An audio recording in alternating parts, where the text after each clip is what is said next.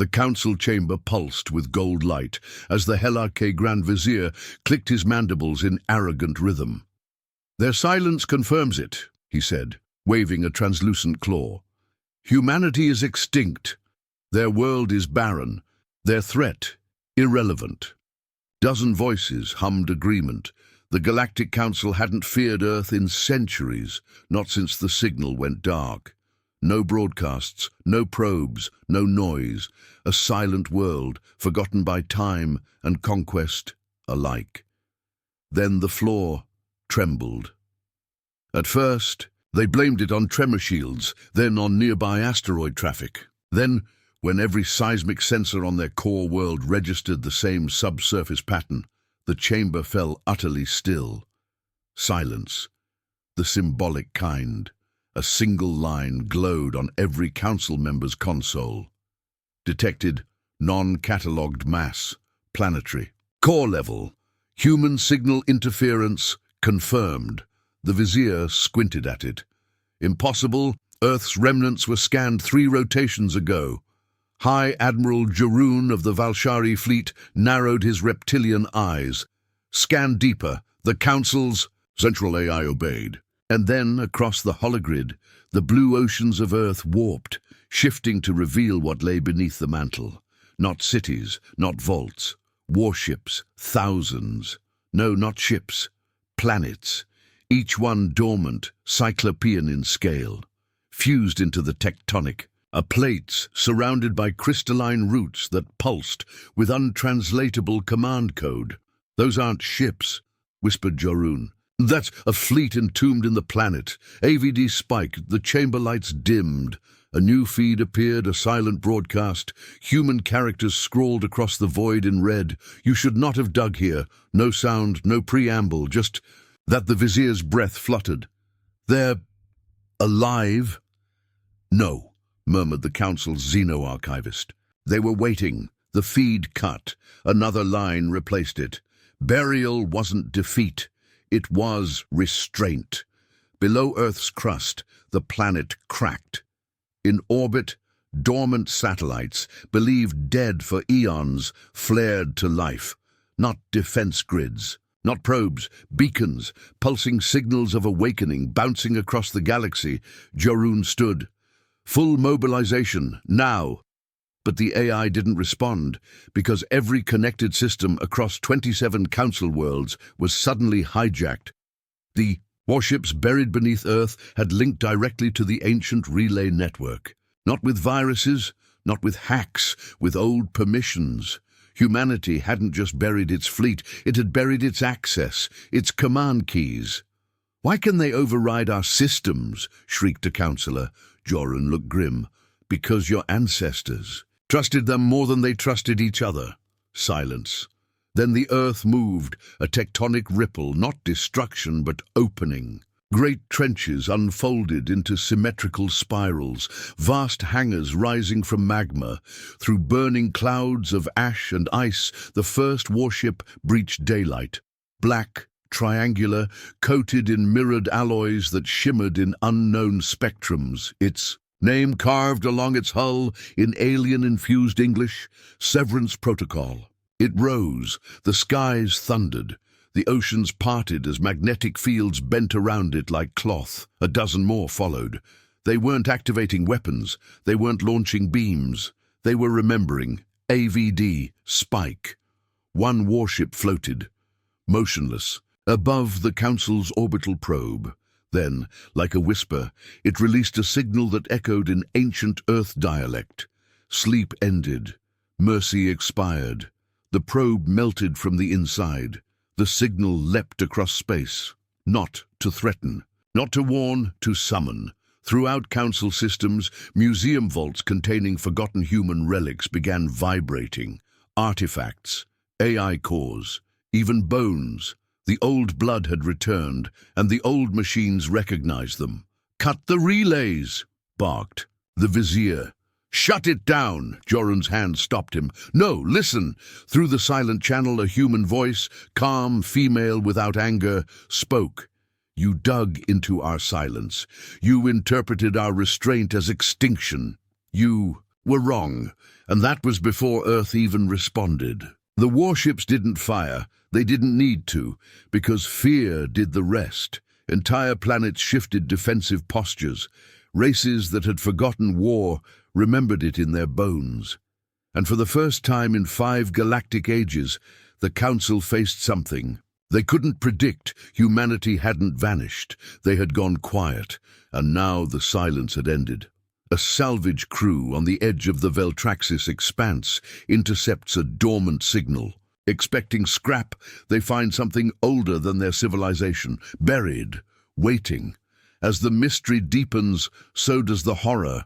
The silent planet never needed to speak. It remembered. Cut thrust, hold her steady. The Mistral, a derelict class. Salvage freighter coasted gently above a dust-choked exoplanet orbiting a dim white star. Its hull, rusted and patched from decades of low-tier runs, creaked with each micro-adjustment.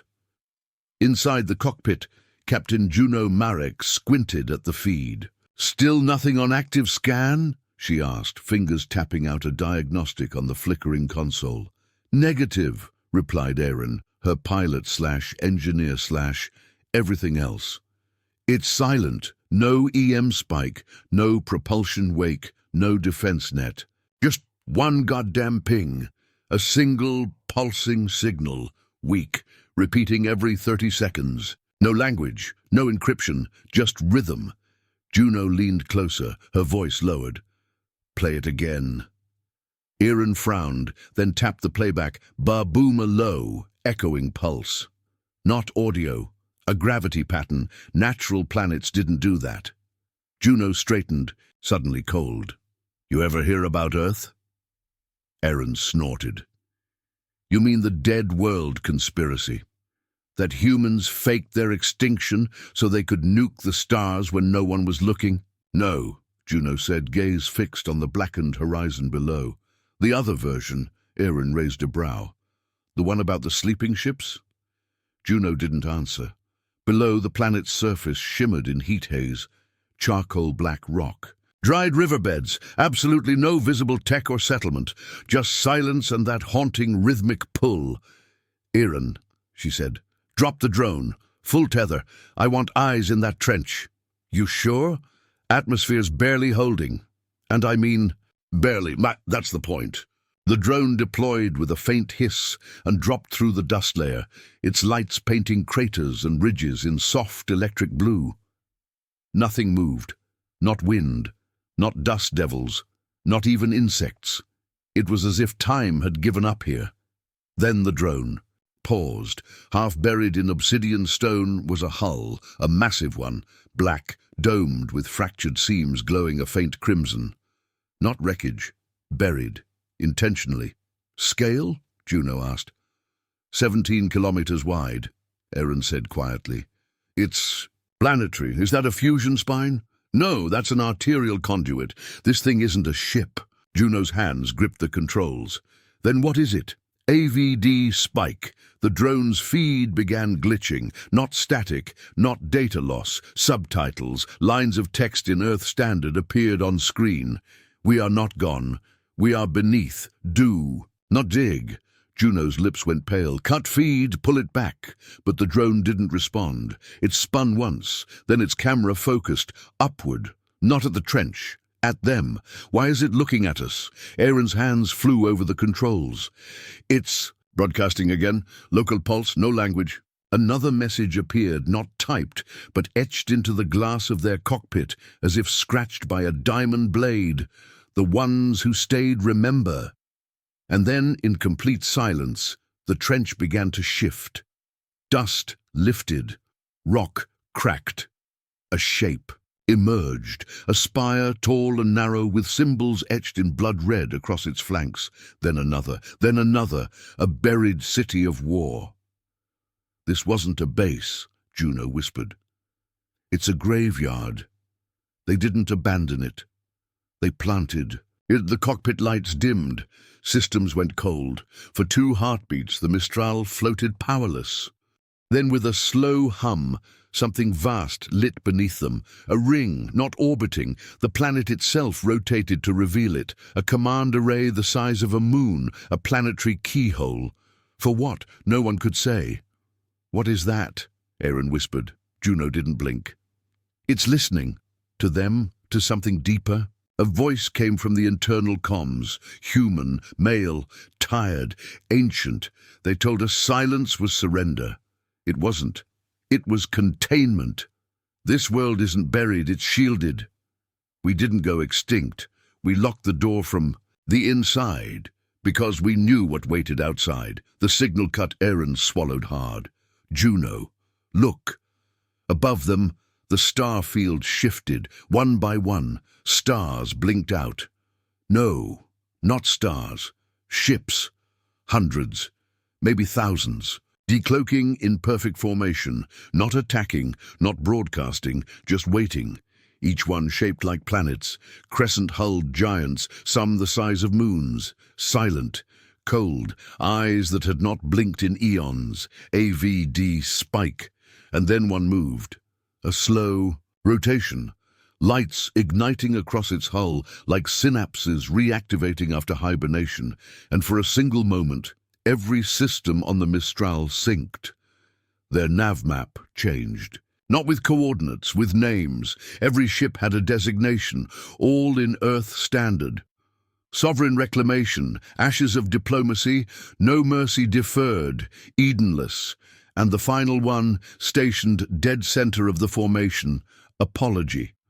Denied. Juno stared at the last name, whispering it, apology denied. Aaron breathed. They never forgave. Then a final message flashed in their visual HUD, embedded without permission. You have seen too much, and too little. Leave now.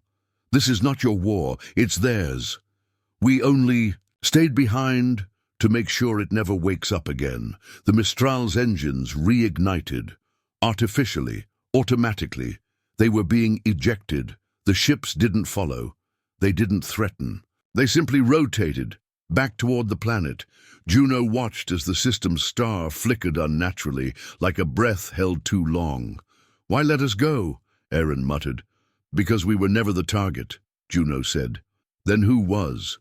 She looked. At the final line, scrawled on the external hull by an energy signature, no one detected coming, the ones who dig. As the Mistral warped away, Juno didn't look back, but the stars behind her did. And for the first time in recorded salvage history, the entire galactic network received a shared pulse from an unregistered node. A visual of a single ship, planetary, in mass, rising from a dead world's crust. No weapons flared, no threats issued, just an image, but it was enough. Across 1,000 species, 2 words took root. They're awake and they remember. The Zalthar Dominion intercepts a rogue signal near the ruined edge of Earth's solar system. Convinced the threat is salvageable, they send a fleet to investigate. But beneath their confidence lies the first crack in imperial arrogance. One Earth is ready to exploit. Do you hear that? Commander Servac tilted his scaled head. A subtle ping echoed inside the bridge of the XRD Halcyon Dreadstar, one of the Zalthar Dominion's most advanced warships. Beside him, Neural Aide Yestel adjusted her crown interface. "Repeat signal. Confirmed," she said. "It's cycling from Sol 3. Human origin markers embedded." The bridge filled with low chuckles. Human origin. Outdated tech. Old myths. "Another one of their broken toys," Servac muttered. "Probably a distress echo bouncing off dead satellites." "Or a trap," Yestel offered. "AVD spike." "Let them try," Servac said coldly. "We've defeated 5 empires this cycle. A dead species doesn't scare me."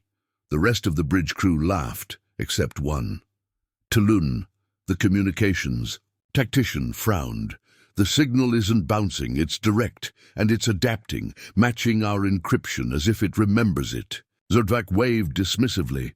"Get me visuals. Prepare 2 planetary descenders. I want a footprint on Earth's surface within the hour." The Dreadstar accelerated toward the Sol system. Earth rotated slowly in silence. No orbital defenses. No beacon chatter, just an ancient planet cloaked in snow and ash, still and quiet.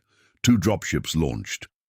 As they entered the upper atmosphere, the lead pilot smirked. Scanning now, 0 resistance. We could glass this place without even AVD spike. The cockpit shattered, not exploded, shattered. An invisible force, like gravity inverted, crushed the vessel in total silence. The second dropship jerked. Sideways in panic, but it was too late. The clouds opened. Out of them a structure rose. Not metal, not concrete. Bone, vast calcified hulls of extinct Earth megafauna fused into geometric latticework circled by glowing red spires. It wasn't a defense turret. It was a warning monument. The bones bore scorch marks, self-inflicted. They killed their own titans and buried them to fuel the tomb. Back aboard the Halcyon, Servac leaned in. Explain that. Yestel was pale, an uncommon trait for a Zalthari hybrid. That wasn't there on previous scans, not in the databanks. This was hidden. You're telling me they cloaked a continental fortress beneath ash for 300 cycles? She nodded. It's still powering up. Launch full strike package. Burn it. Sir, respectfully, this may be a containment array, not a base. I gave you an order. Talon's voice cracked in. Sir, I have a new reading. What now?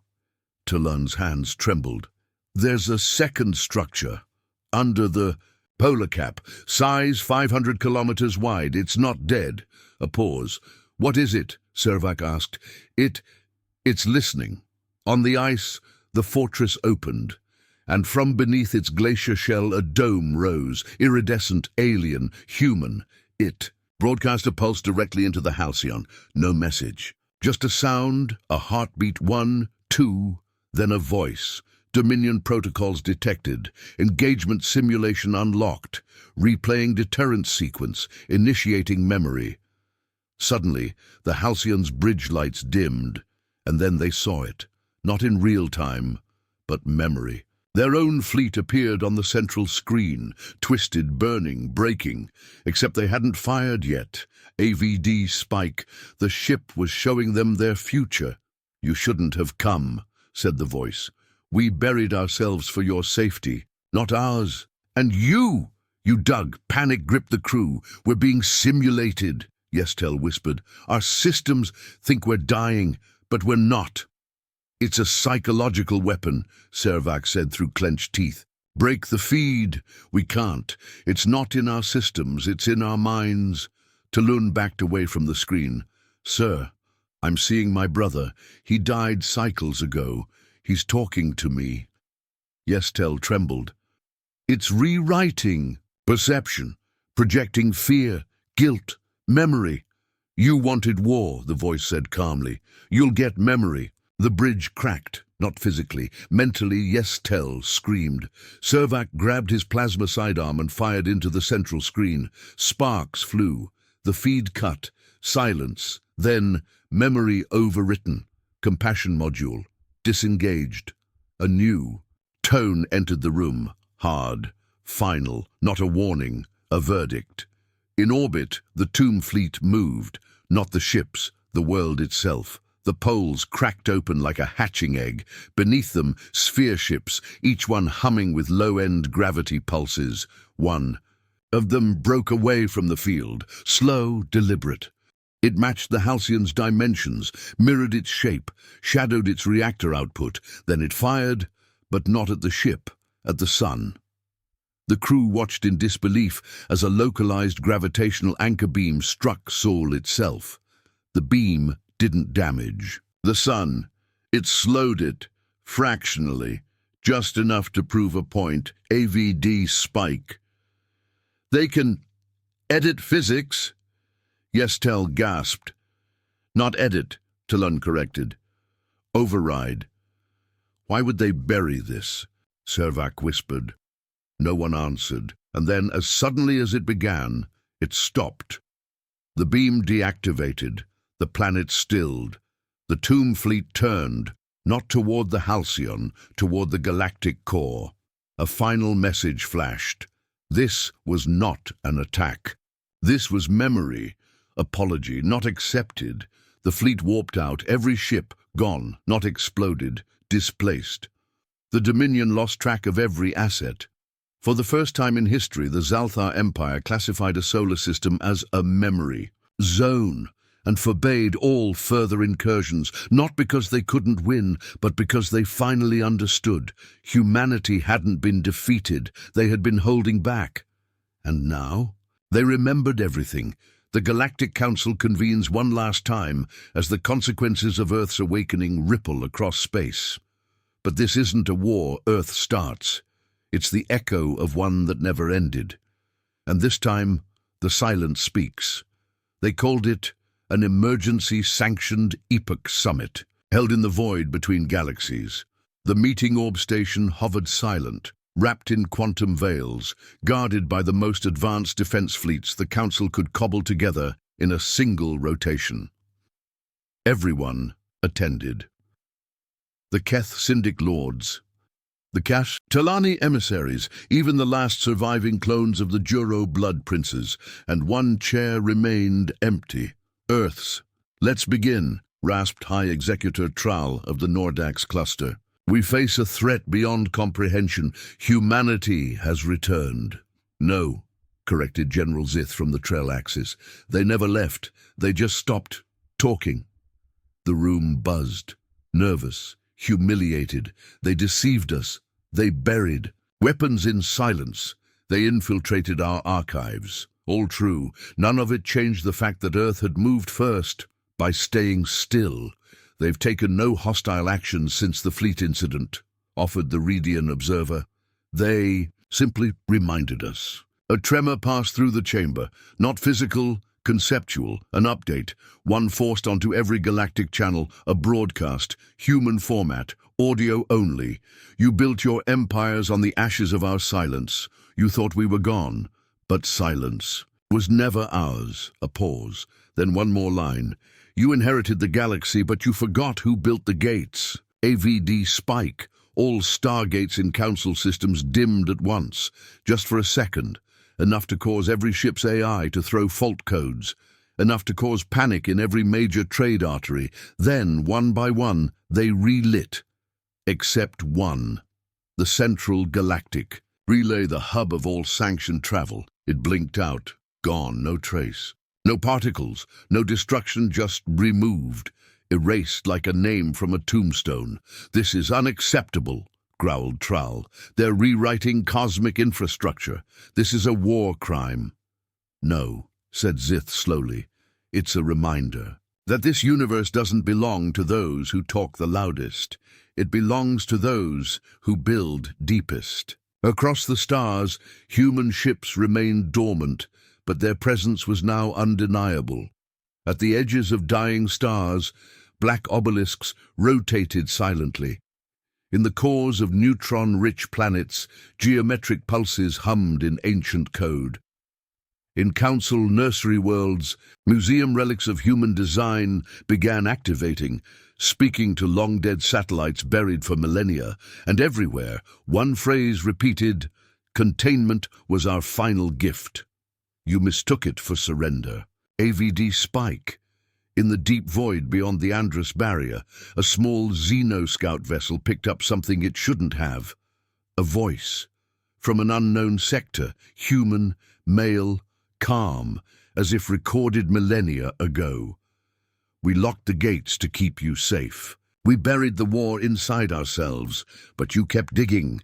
The scout turned to run, too late. In the void, a ship unfolded, not warped in. Not decloaked, unfolded, a single massive wing, not a weapon platform, a judge. Its name appeared, scrawled across stars. Extinction deferred. It didn't fire. It didn't speak. But the stars around it flickered, dimmed, then disappeared. One by one, not from death, from shame. Back in the summit chamber, panic rose. What do they want? Shrieked a voice. Are they back to rule, to conquer, to erase? And from the void, without form, without frequency, one final message arrived. No, we didn't come to take back the galaxy. We came to ask why you couldn't carry it. And now, we carry it again. Across every council system, a countdown began. 7 days. No explanation. No threat. Just the symbol of Earth's old flag, blackened, faded, but still upright. And underneath it, the words, "Prepare." For memory. Some believed it meant judgment, others hoped it meant salvation, but none of them understood the truth. Humanity had not returned as kings or saviors or monsters. They returned as witnesses, witnesses to a galaxy that mocked silence, that failed peace, that forgot the builders in its rush to crown destroyers. And as the countdown ticked, one final message echoed in every core, whispered in old Earth dialect, quiet as breath. The silence was never ours. It was a mirror. And now you finally hear it.